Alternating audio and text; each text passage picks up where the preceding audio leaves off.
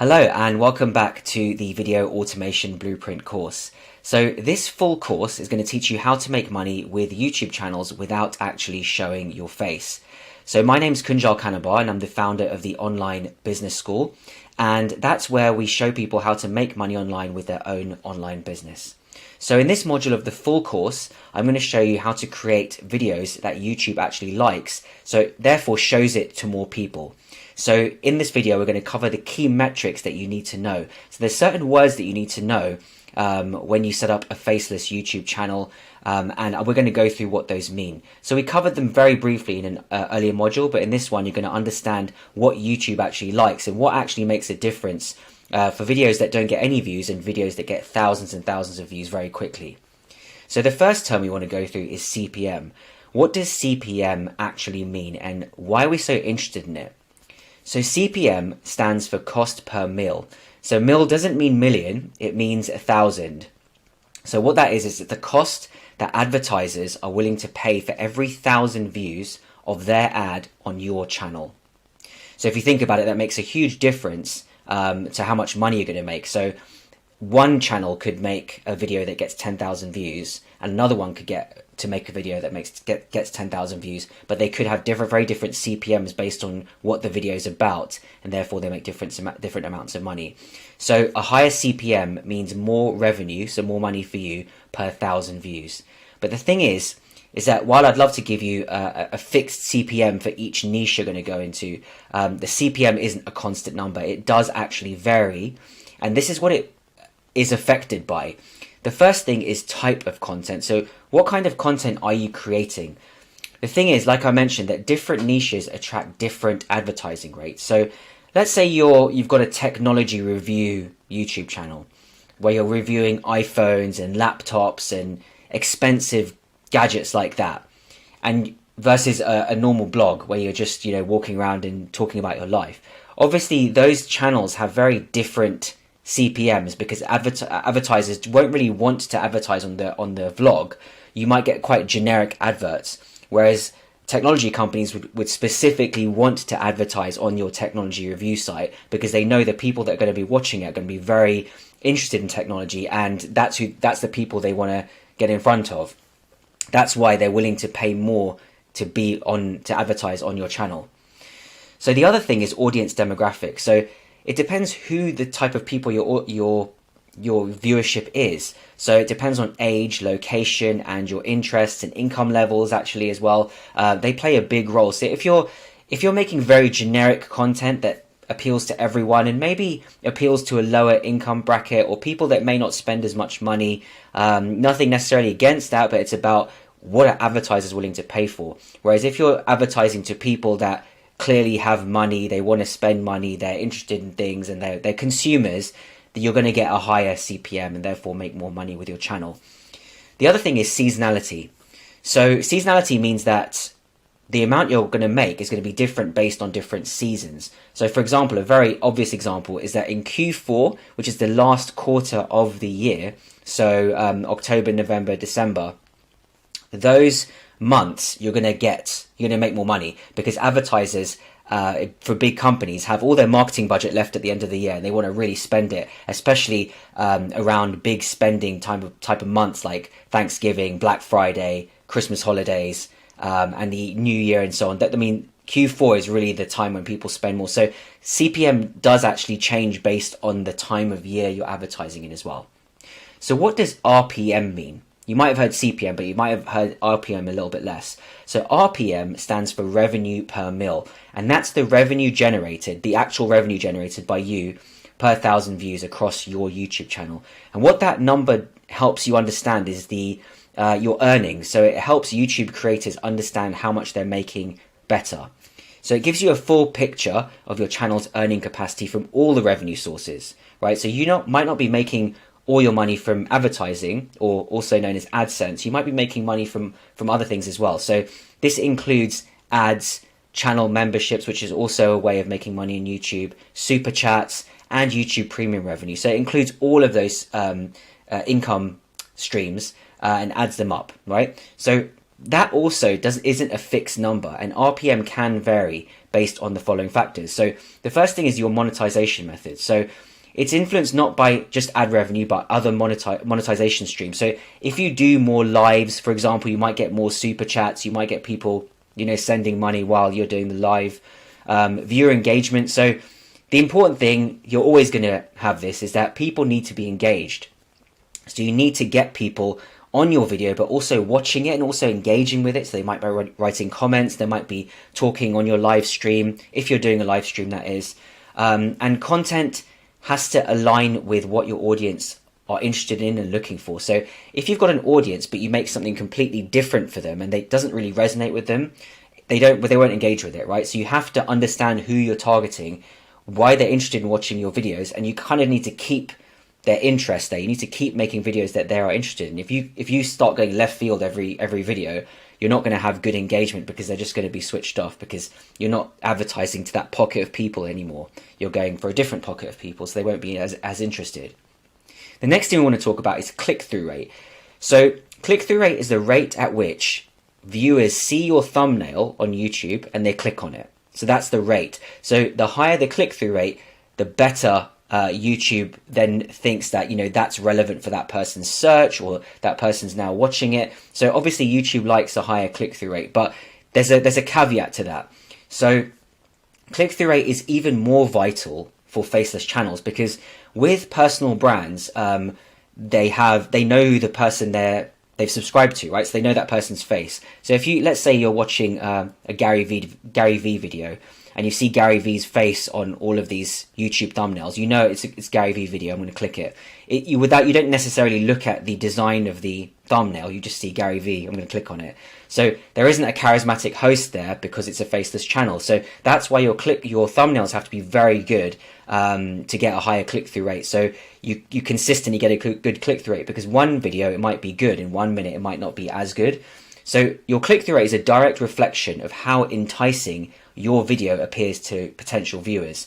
And the more of a click-through rate you get, the more YouTube is going to show it in the suggested videos. And that's where you get the majority of your traffic, not via search. Search is a huge part, but recommended videos is where a lot of traffic comes from. If you look at the homepage of YouTube, you'll understand what I mean. So this is why click-through rate is a key metric. So first impressions really matter. Your video's title and thumbnail, so this affects your click-through rate. It's not just your thumbnail, it's your title as well. And that's the first thing a viewer sees. So there's various tactics for this, but it really does depend on different niches.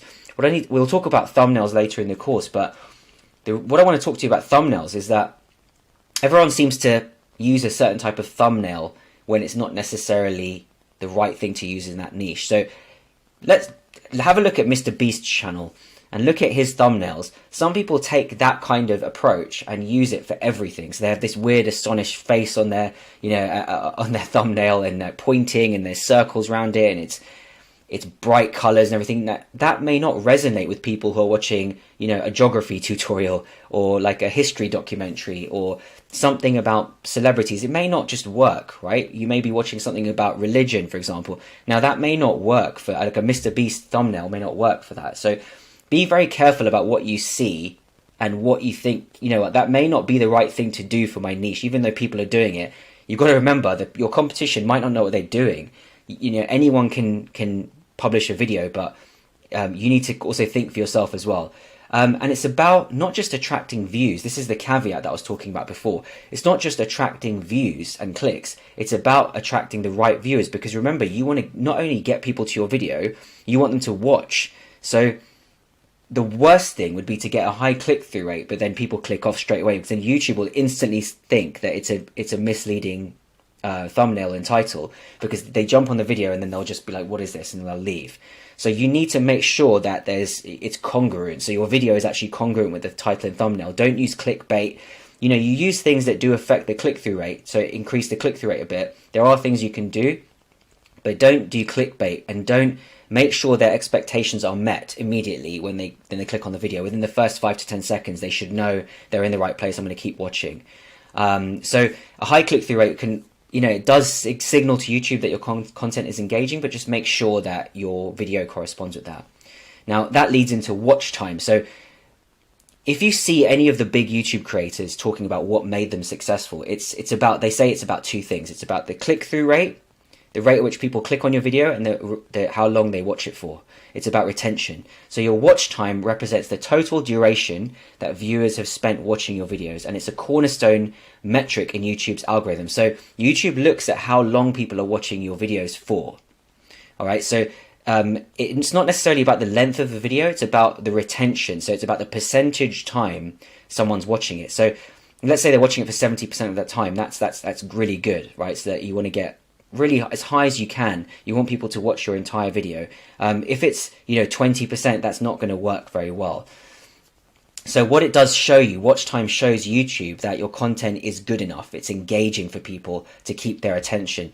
But again, there is a caveat there that just because you want to keep people on the video, it does not necessarily mean that you have to have flashing edits every 2 seconds just to keep people engaged and assume that they have TikTok brain and they're constantly, like hamsters, like watching something. You've got to keep their attention.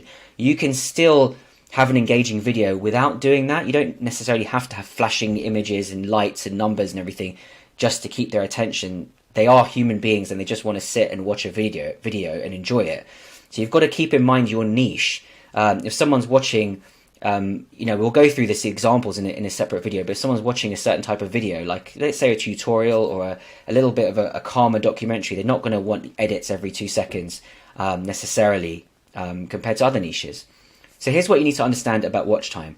So it's an engagement indicator for YouTube. So a longer watch time implies that your viewers find your content valuable and engaging, and that's very important. So this may influence your decisions about video length and content depth. So your attention, what you're going to do is you're going to look at the analytics of your video and you're going to see where are people dropping off. Let's say you started talking about something that went a bit off tangent and you started seeing in your analytics that people dropped off here, then you know not to do that again in the future videos. So the key is making your videos better and better. And the good thing about having a faceless channel is that you can actually just change your script and not go off topic, or you can not have a certain type of edit that really puts people off. So the other thing is that it's not all about length. So longer in-depth videos might improve your total watch time. So your total watch time also affects your ability to be monetized, which means that you're eligible to serve ads and make money on your channel. You have to have a certain amount of watch time, but you might, just because it's a long video, doesn't necessarily mean it's engaging for people. And also, don't try and game the system. So you might be thinking right now that if I just release a 4-hour video, then I'm gonna make a lot of money because people are just gonna sit there for 4 hours. And you're thinking about things like meditation videos and rain sounds and ambiance ones where you kind of click on and it's a crackling fire and all that. That is not the right strategy for this business model, and I'll tell you why when we go into examples of faceless channels that are working very well, and I'll tell you what to avoid as well. So it's all about quality versus quantity, and this is just the case for the whole of YouTube. It's not about necessarily creating long videos, but it's just about creating good videos. It's just about how good your stuff is. At the end of the day, it's all about how good your thumbnail is, your title is, and how good your video is, and that's how simple it is. So the YouTube algorithm can seem a bit, you're talking about an algorithm, it sounds complicated, it might seem like a bit of a mystery, but understanding it is very important for the success of this faceless channel. So if you don't understand that, what click-through rate is, you don't understand what watch time is, retention is, then you're not necessarily going to understand how to make more money if you make videos. So it's responsible, this algorithm is responsible for showing videos to people. If your video just ends up in the graveyard of YouTube, you're never going to get any traction and succeed. So it will impact your video's visibility. So we're going to cover this in the rest of the course. But what you really need to think about is how many likes how many views you're getting, your likes, your comments, your shares. It's all about engagement on the video as well. And that's why, don't necessarily agree with this, but this is why people always go, they're constantly saying like, subscribe, comment, reply, all that, they're saying that stuff in the video. And it's about combining metrics. It's about combining a high watch time, a good click-through rate, and having consistent engagement. And you also want to be uploading consistently. You don't want to be uploading a video and then doing one next month and then doing one 2 months later. You want to be have a consistent schedule, because then YouTube then is also looking at, YouTube is owned by Google, and Google aren't stupid. They need to be looking at a content creator, a channel, and thinking, is it worth recommending this video? Because if someone subscribes, they're not going to get any more content from them for the next 2 months.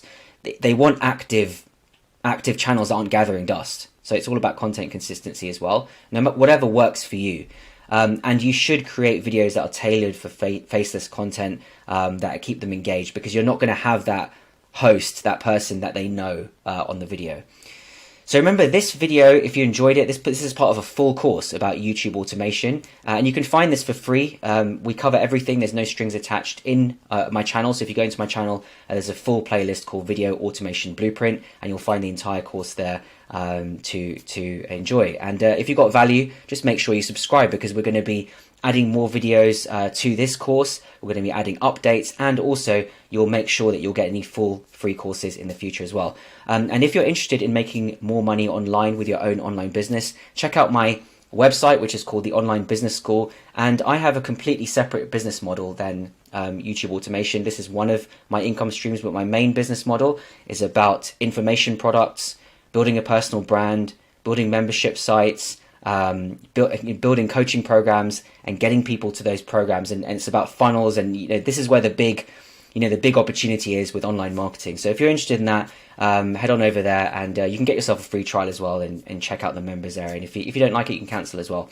So hope you enjoyed that video, and I'll talk to you in a bit.